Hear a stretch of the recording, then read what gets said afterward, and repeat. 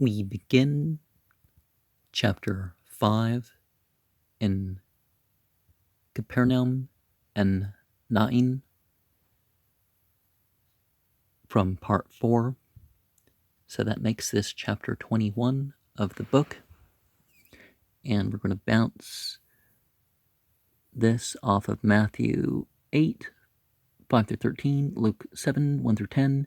Jesus heals the centurion's slave.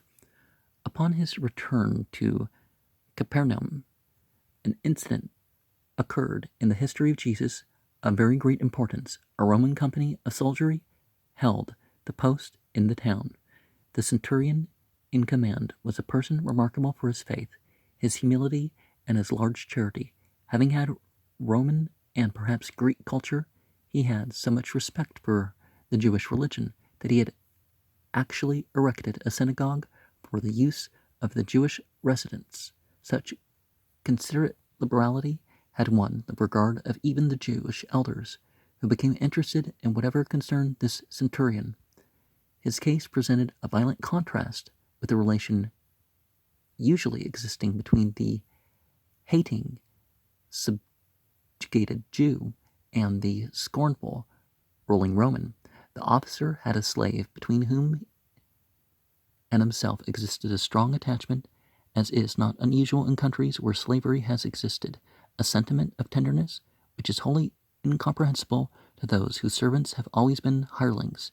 He loved his servant, and his servant was ill of some paralytic disease, which gave him excruciating torture. The centurion had probably studied the character of Jesus and the history of the great works he had already performed, and had the utmost confidence in his healing power.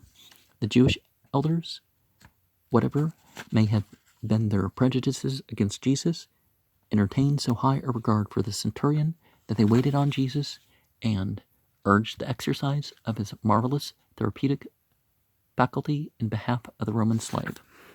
And going back to there, in the original Greek, the word is pais, boy. The ancient Hebrew had, and the modern French has, the same idiom. In the southern states of North America, before the abolition of slavery, the servant was often called boy, although an adult and perhaps advanced in years. And there's a reason why Islam, for example, forbids people from saying boy or girl in regards to people who aren't pre-adolescents anymore. It was a euphemism. Well, you're not supposed to say my boy, my girl, that sort of thing. You're not supposed to. A softening term. Well, it's a pejorative, but if the slave were a married man, he was usually called uncle. Domestic servants were generally tenderly treated, and the whole family thrown into mourning when they died, even under the rougher form of Roman slavery. Cicero expresses the great grief he suffered on the occasion of a death of a favorite servant. Jesus readily consented to accompany them. When the centurion learned that he was approaching the official residence, he sent his friends to Jesus with a message most Roman, most military, and yet most full of a beautiful humility and faith, containing the loftiest and widest view of the character and power of Jesus, which had as yet been uttered. He sent an expression of worshipful regard, respectful consideration, and most humbly told Jesus that he did not feel himself worthy to have so illustrious a personage to come under his roof, even as he had not felt himself worthy to approach the great teacher, and had therefore accepted the kind mediation of the Jewish ecclesiastics. Moreover, he had such full faith in the transcendent power of Jesus that there could be no need that the great healer should touch or even see his servant. He had but to speak the word, and he illustrated his idea by a military fact. He was a subaltern under authority with tribunes over him, and yet he was not compelled to be present at every place in person. And while he, as a soldier, was bound to obey his superior in office, he nevertheless commanded his slave, and that slave obeyed him, as if he were the autocrat of this world. Now Jesus, in the spiritual realm, in command over the forces at work in the world, was more than centurion or tribune. He was Caesar, emperor, supreme commander. He had but to speak, and the hosts would obey him. The tender beauty and extraordinary grandeur of the faith aroused in Jesus sentiments of admiration. A Roman had so far overcome the power of prejudice as to believe that from the bosom of a broken and enslaved community might arise the great power of God. A soldier, an officer representing imperialism, had, at the head of his command, come to believe in the superiority of spiritual power over mere brute force. Jesus turned to the crowd about him and said, "Verily I say to you, I have not found so much faith in Israel.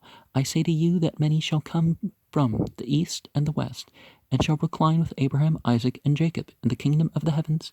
But the sons of the kingdom shall be cast into the darkness outside. There shall be wailing and grating of teeth." I like the term gnashing myself, but here was the prediction of a great revolution presented in a picture. It is the picture of a happy family. The elders are seated, are stretched on couches, the children reclining in their presence, enjoying their society, but strangers from a great distance, never expected, come into this delightful domestic banquet. That is wonderful. But there is something more. The children are cast violently into the darkness outside, where they give vent to their rage in wailing and grating their teeth. It seems to be as much as if he had said the spiritual blessings of God's kingdom, which is as wide as all the heavens, are not to be confined to a close corporation on earth. From any distance any man may come, and if he have such faith as numbered Abraham, Isaac, and Jacob among the servants of the great king, he shall take his place. Whereas those who rely upon a mere traditional right to the kingdom and its privileges shall be thrown outdoors into the night. It was a declaration of the spirituality and width of the kingdom of God, and was a great blow at sacerdotalism and all churchism, a thing Jesus hated as a snare to human souls. Now, church was not a word that we would have seen used. He then justified the faith of the centurion by telling the messengers to return, and they should find it as their superior desired. So let's let go of all this mere blood and soil thing, because we have their tools, and people have their different tools as their way into the kingdom. But ultimately, we're equal in our opportunity there, right?